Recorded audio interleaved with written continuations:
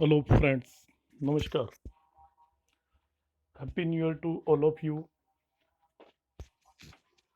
साढ़े साथी सीरीज में मैंने एक वीडियो अपलोड किया था और उसमें एक्सप्लेन किया था मैंने कि साथी हम किस तरीके से देख सकते हैं। साढ़े साथी के बारे में पूरी तरह जानने के लिए और सर्टेन फैक्ट्स की हमें ज़रूरत होती है। ये वीडियो जो लोग प्रोफेशनली एस्ट्रोलॉजी करना चाहते हैं या जो लर्न करना चाहते हैं उन दोनों के ही काम के लिए है।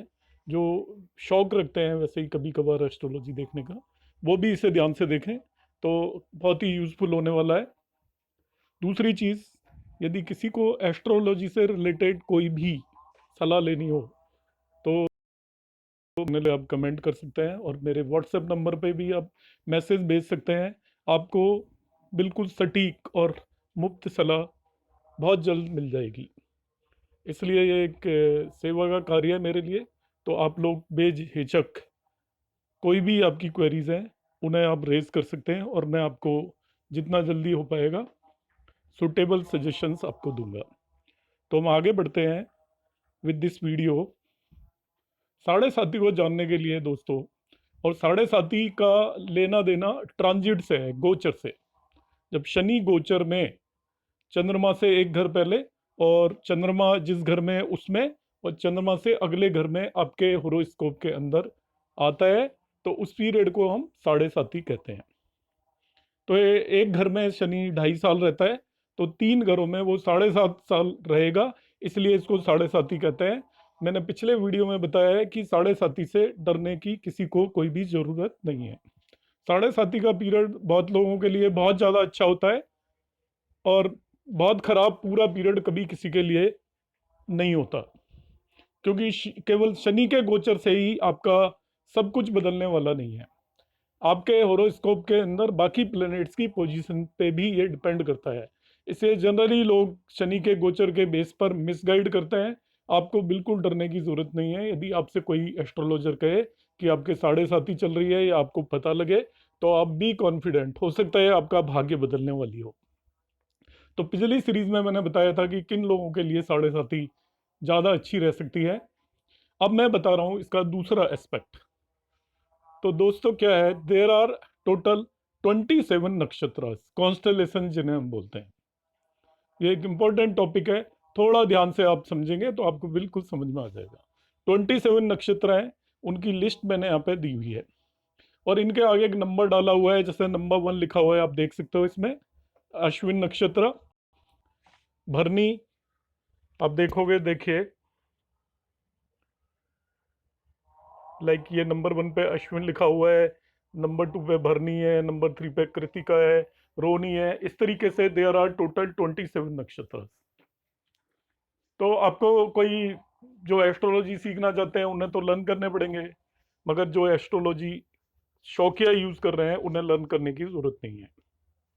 तो ये 27 नक्षत्र हमने देख लिए। एक ये मैं दूसरी लिस्ट है यहाँ पर, इसमें भी 27 नक्षत्र दिए हुए हैं।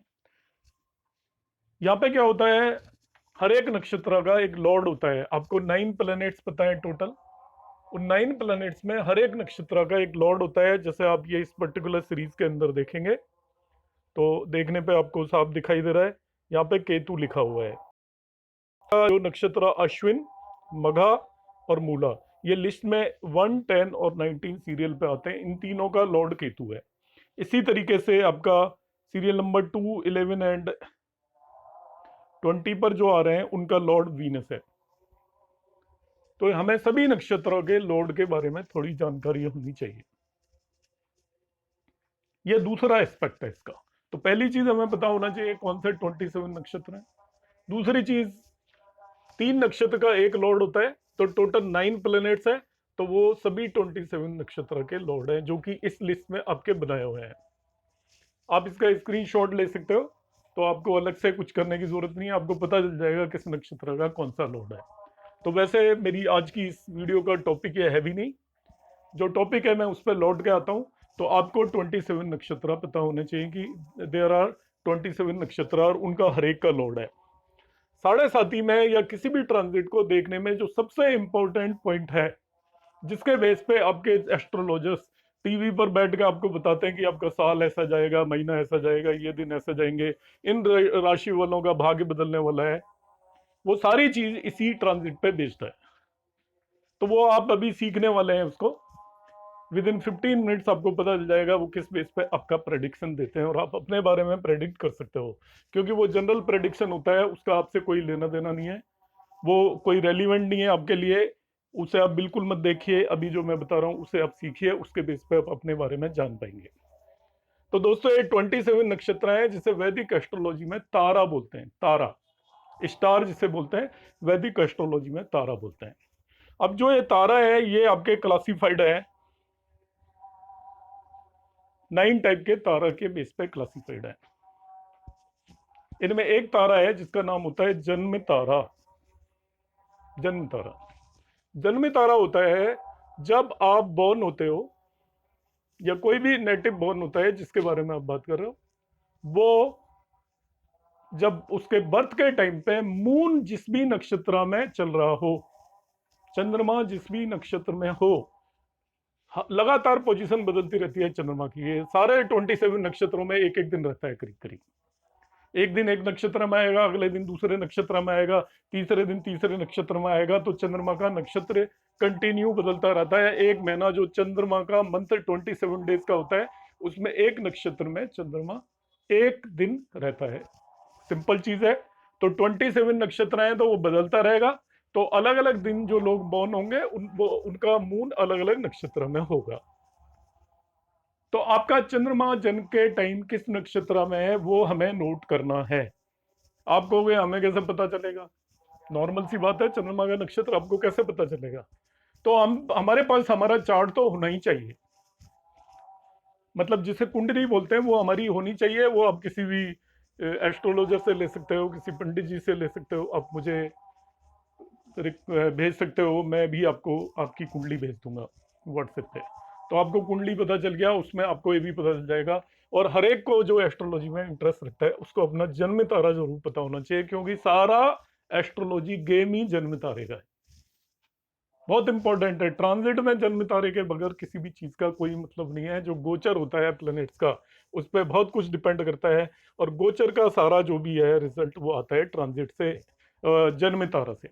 तो जन्म तारा आपको पहले पता होना चाहिए कि हमारे बर्थ के टाइम मून जिस भी नक्षत्र में है उसको जन्म तारा बोलते हैं, और उसको नंबर दे देते हैं 1। यहाँ पे देखिए मैंने 1 नंबर दिया हुआ है जन्म तारा। उससे नेक्स्ट वाला जो नक्षत्र होता है, अब जो मैंने 27 की काउंटिंग की, वो सीरियल आपको मेंटेन करना पड़ेगा। 1 नंबर पे कौन सा लिखा है, 2 नंबर पे कौन सा लिखा है। अब जन्म तारा आपका जो भी आ गया उससे मैं काउंटिंग शुरू करूंगा। जैसे मैंने ये लिस्ट ले ली, सपोज किसी का जन्म तारा ये है विशाखा, यहाँ पे मैं टिक मार्क कर रहा हूँ, ये विशाखा जन्म तारा है। तो ये हो गया 1। इसके बाद नंबर 2 पे आएगा अनुराधा, नंबर 3 पे आएगा ज्येष्ठा, नंबर 4 पे आएगा मूला। इस तरीके से काउंटिंग करेंगे जन्म तारा से। तो जन्म तारा को नंबर 1 देके हमने काउंटिंग की।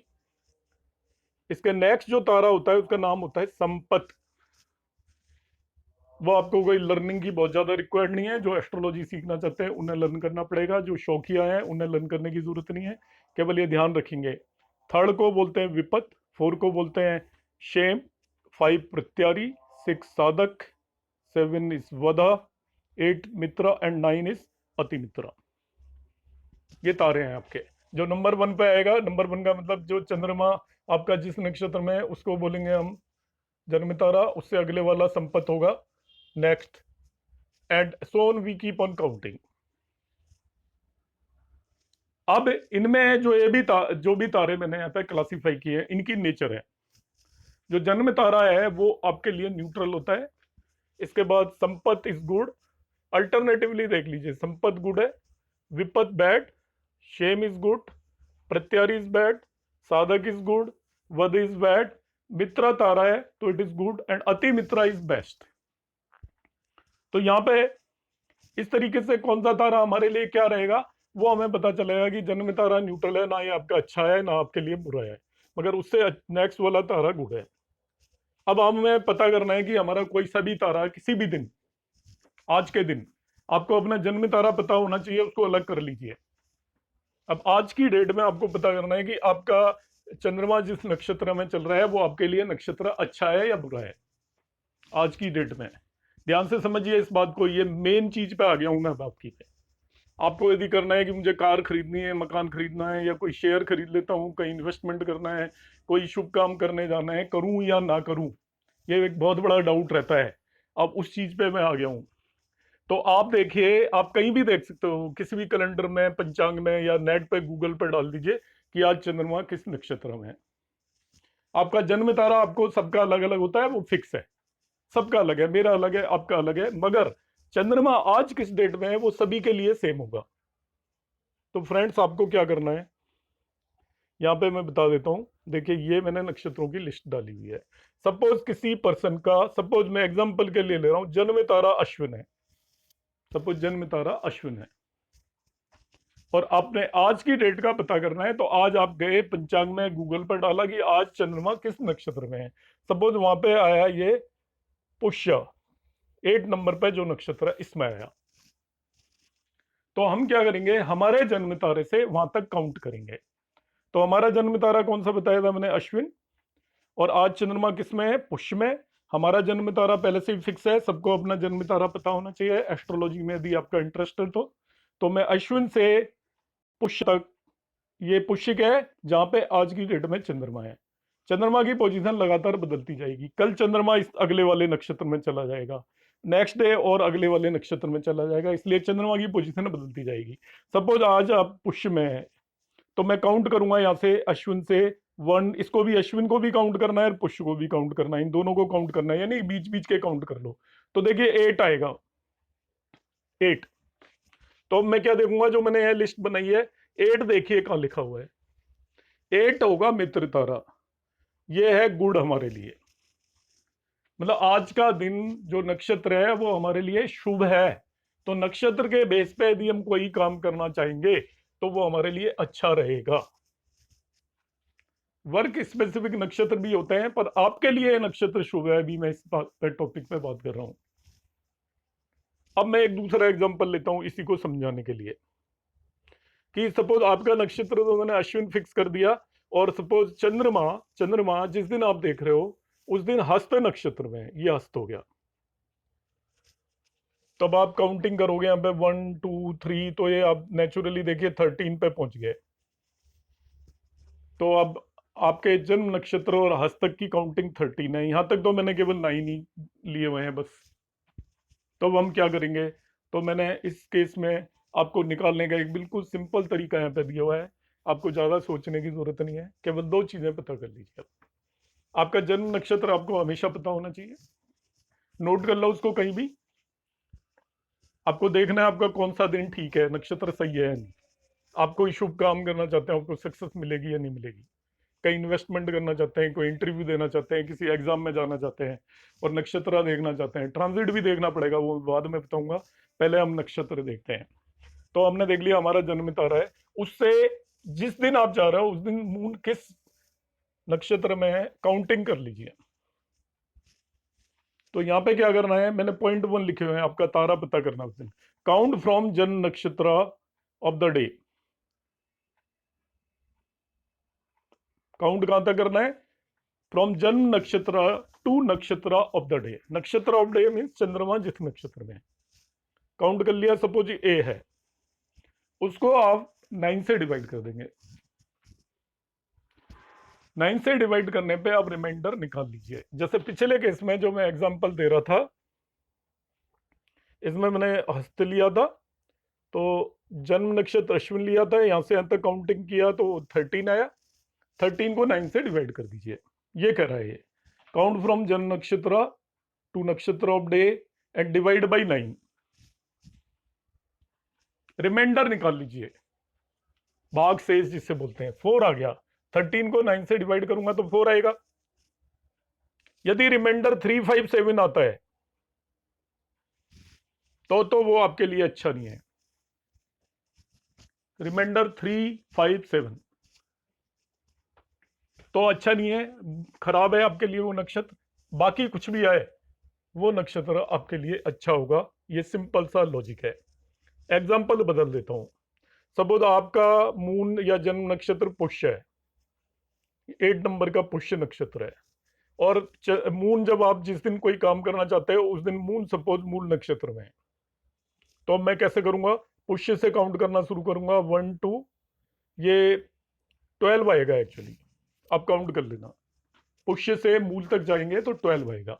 अब मुझे देखना है कि मेरा ये नक्षत्र आज ठीक है या नहीं, तो मैं 12 को 9 से डिवाइड करूंगा, 9 को मैंने 12 से डिवाइड कर दिया, रिमाइंडर निकाल लीजिए, 3 रिमाइंडर आया, तो 3 अच्छा नहीं है। इसका मतलब आप सोच ही लीजिएगा, आप आज का नक्षत्र आपके लिए काम करने के लिए, कोई भी अच्छा काम या नया काम करने के लिए, डे टू डे वर्क तो हम करेंगे ही, वो तो रोक नहीं सकते, अच्छा नहीं है, तो पहली चीज ये बहुत इंपॉर्टेंट है। अब मैं इसका आपको एक दूसरा पोर्शन बताता हूं, आपके लिए कौन सा नक्षत्र अच्छा है, कौन सा नक्षत्र बुरा है, ये टॉपिक आपको क्लियर हो गया होगा।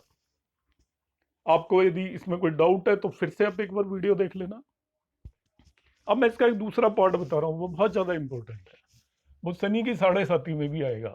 शनि की 7.5 से आप घबराना बंद कर दोगे, आपको वो सक्सेस ही सक्सेस देगी। आपके जो प्लेनेट हैं टोटल 9 है, उन्हें हमने 3 कैटेगरीज में क्लासिफाई किया हुआ है। 9 प्लेनेट्स को 3 कैटेगरी में क्लासिफाई किया है। एक है natural benefic planet, benefic mean जो आपके लिए शुभ है, अच्छे हैं, ये प्लेनेट होते हैं आपके जुपिटर, गुरु या बृहस्पति, और दूसरा है वीनस, शुक्र। तो शुक्र और बृहस्पति दोनों, क्योंकि एक तो देवताओं के गुरु हैं और एक आपके राक्षस के गुरु हैं, इसलिए दोनों आपके लिए नेचुरली शुभ प्लैनेट हैं। दूसरा कंडीशनल बेनिफिट, कंडीशनल का मतलब ये अच्छे भी होंगे और बुरे भी होंगे। अच्छे होंगे, कंडीशन लगी हुई है उसमें, वो है आपके मून, चंद्रमा एंड मरकरी, बुध। तो चंद्रमा क्या होता है कि चंद्रमा अपनी, आप देखते हो लगातार चेंज होता रहता है, पूर्णिमा तक ब्राइट होता है, इसके बाद फिर अमावस्या तक डार्क होता है। तो जो ब्राइट हो उस ड्यूरेशन में चंद्रमा को शुभ माना जाता है। सन से उसकी डिस्टेंस आपकी ज्यादा होनी चाहिए, मतलब इन जनरल आपकी सप्तमी से सप्तमी तिथि तक, कृष्ण पक्ष की सप्तमी आप ले लीजिए और शुक्ल पक्ष की सप्तमी, bright half and dark half की सप्तमी से सप्तमी तक आप उसको शुभ मान सकते हो। मतलब आपका अमावस्या से वो चलना शुरू हुआ, तो अमावस्या के बाद जब उसकी अष्टमी आ जाती है, मां से वो पूर्णिमासी आएगी, पूर्णिमासी के बाद फिर जब सप्तमी आए वहां तक तो वो शुभ है, और उसके बाद अष्टमी से लेके अमावस्या तक और अमावस्या से लेके सप्तमी तक उसको शुभ नहीं माना जाता। ये चंद्रमा के बारे में बात है। बुध का ये होता है, मरकरी का, यदि उसके साथ कोई शुभ प्लैनेट रखा हुआ है या वो अकेला है किसी भी हाउस में, अकेला, या शुभ प्लैनेट कौन कौन से, जुपिटर और वीनस उसके साथ बैठा हुआ है किसी भी हाउस में, आपके चार्ट के अंदर बुध के साथ यदि वीनस या जुपिटर बैठा हुआ है, शुक्र या गुरु, तो वो शुभ होगा, और अकेला है तो भी शुभ होगा, मगर उसके साथ कोई भी अशुभ प्लैनेट बैठा हो तो वो शुभ नहीं होता। अब आप कहेंगे अशुभ प्लैनेट कौन से हैं, तो मेलिफिक जिन्हें बोलते हैं अशुभ, वो आपका हो गया मार्स, मंगल, सन, सूर्य, सैटर्न, शनि, राहु, केतु, ये 5 प्लेनेट अशुभ हैं। इनमें सूर्य को क्रूर बोलते हैं, अशुभ वर्ड इसके लिए यूज नहीं करते, बाकी सब अशुभ प्लेनेट है। तो मरकरी इन किसी के साथ में यदि बैठा होता है तो मरकरी भी अशुभ हो जाता है। अब हमें क्या करना है, ये मैं क्यों बता रहा हूं आपको, 7.5 का एक कंसेप्ट अब ध्यान से सुन लीजिए। ये 7.5 का मैं कंसेप्ट एक्सप्लेन कर रहा हूं यहाँ पे आपको। 7.5 मैंने एक्सप्लेन की थी कि मून, जैसे इस मैंने यहाँ पे चार्ट ले लिया, आपको एक चार्ट दिखाई दे रहा है, मैंने मून इस घर में रख दिया। अब शनि चलता हुआ आएगा, यहां से चलना शुरू होगा कहीं से भी, और इस घर में जैसे ही पहुंचेगा मून से पहले वाले घर में, आपकी 7.5 शुरू हो गई। जब मून जिसमें है उसमें पहुंचा तभी भी 7.5, और उससे अगले घर में आएगा तभी भी 7.5 है, मतलब यहां से यहां तक मून चल के आया, आपकी 7.5 रहेगी आपकी। तो क्या पूरा 7.5 साल का आपका टाइम खराब रहेगा या अच्छा रहेगा? नहीं, पूरे 7.5 साल का टाइम आपका अच्छा या खराब नहीं रह सकता। आपका केवल 2.5 ईयर मतलब 2.5 साल के टाइम को हम डिसाइड करेंगे इसके बेस पे। अब ध्यान से सुन लीजिएगा मेरी बात, ये बहुत इंपॉर्टेंट है। ज्यादातर एस्ट्रोलॉजर इसे यूज नहीं करते, वो पता भी नहीं होता बहुत सारों को। आपका जैसे ही शनि इसके अंदर एंटर हुआ इस हाउस में, आपको पता है 7.5 शुरू हो गई आपकी। तो जिस दिन शनि इस हाउस के अंदर एंटर होता है, जिस दिन, ध्यान सुन लीजिए, जिस दिन शनि मून से पहले वाले घर में एंटर होता है, इस हाउस के अंदर एंटर होता है, आप देखिए उस दिन शाम को जब शनि एंटर हुआ तो चंद्रमा आपका किस नक्षत्र में है। जब शनि मून से पहले वाले घर में, 3 घरों में एंटर होगा, तीनों में 7.5 होगी, 2.5 साल।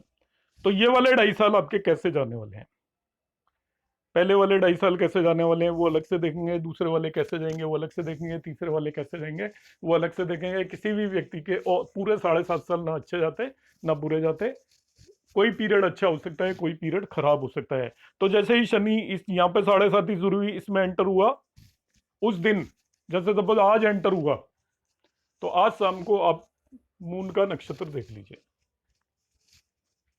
और निकालिए, जैसे मैंने पिछले तरीके से बताया था अभी तक आपको। जैसे सपोज आपका जन्म नक्षत्र अश्विन है और मून सपोज पुनर्वसु में है, 7 में, तो आप देखिए 1 से 7 तक आया आपको। तो 7th जो नक्षत्र है वो आपके लिए अच्छा नहीं होता, मैंने अभी बताया 3, 5,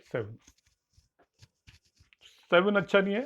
तो आज मून किस में है, 7 नक्षत्र में, आपका जन्म नक्षत्र 1 है, वहां से वहां तक काउंट किया तो 7 आया, इसका मतलब ये आपका अच्छा नक्षत्र नहीं है। अब शनि इस हाउस के अंदर एंटर हुआ आज के दिन, तो ये पूरे 2.5 साल का टाइम आपके लिए अच्छा जाने वाला नहीं है।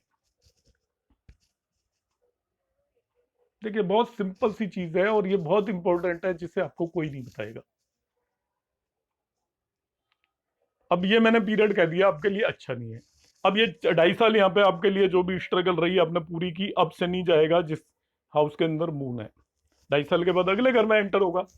और उस दिन मैं एज्यूम करता हूँ कि सपोज आपका मून रोहिणी नक्षत्र में था, यहाँ पे आपका जन्म तारा मैंने अश्विन मान लिया है, और उस दिन मून कहाँ पे था, रोहिणी नक्षत्र में 4 में। तो आपने काउंट करना शुरू किया, 4 आया। आपको पता है मैं जो पीछे बता चुका हूं कि 4 आपके लिए 3, 5, 7 खराब होता है, ठीक है। यदि 9 से कम है तो 3, 5, 7 खराब होता है, 9 से ज्यादा है तो आप 9 से डिवाइड कर दें, और यदि रिमाइंडर 3, 5, 7 आता है तो वो खराब है, बाकी ठीक है। तो आपका देखिए मून आपका यहाँ पे रोहिणी नक्षत्र में है, तो आपने काउंट किया है 4, और 4 आपके लिए अच्छा है। 4 आपके लिए अच्छा है, इसका मतलब शनि का ट्रांजिट इस पर्टिकुलर हाउस में आपके लिए अच्छा जाने वाला है। तो शनि की 7.5 के पूरे 7.5 साल को आप एक तरीके से नहीं लोगे। हो सकता है आपके लिए पूरे 7.5 साल बहुत अच्छे जाएं। चेक करने का तरीका मैं फिर से रिपीट कर देता हूं। 3 हाउसेज में जब शनि मूव करता है तब 7.5 होती है। एक तो जिसमें आपका चंद्रमा है उससे पहले वाले में, एक जिसमें चंद्रमा है उसमें, और उससे नेक्स्ट वाले में जब शनि एंटर होता है। उन पूरे 7.5 साल के पीरियड को 7.5 बोलते हैं। तो पहले मून जिस सबसे पहले चंद्रमा से पहले वाले घर में एंटर हुआ, आपको देखना है भाई इसका ये पीरियड कैसा जाएगा, या आप अपने आप को भी देखना चाहते हो तो आपको जन्म तारा मैंने बताया था कि आपका जन्म तारा आप चेक कर लें। जन्म तारे से आपको फिर देख लीजिए जब शनि आपकी उस पर्टिकुलर हाउस में एंटर हो रहा है तब मून किस नक्षत्र में है। जन्म तारे से उस नक्षत्र तक काउंट करो, यदि लेस देन 9 है तो 3, 5, 7 यदि काउंटिंग आ रही है तो वो पीरियड आपके लिए खराब होगा, और बाकी सब आ रही है तो कोई प्रॉब्लम नहीं है, बहुत अच्छा होगा। 9 से ज्यादा है तो 9 से डिवाइड करिए, रिमाइंडर 3, 5, 7 आ रहा है तो वो पीरियड आपके लिए खराब होगा, अदरवाइज वो पीरियड आपके लिए अच्छा होगा। तो दोस्तों मैंने आपको ये एक दूसरा बहुत इंपॉर्टेंट कंसेप्ट 7.5 के बारे में बताया है, जो कि आपकी हेल्प करेगा।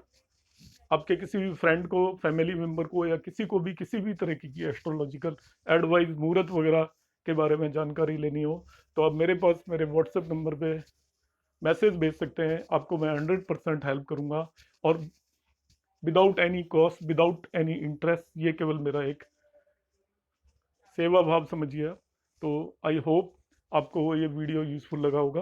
Thank you very much.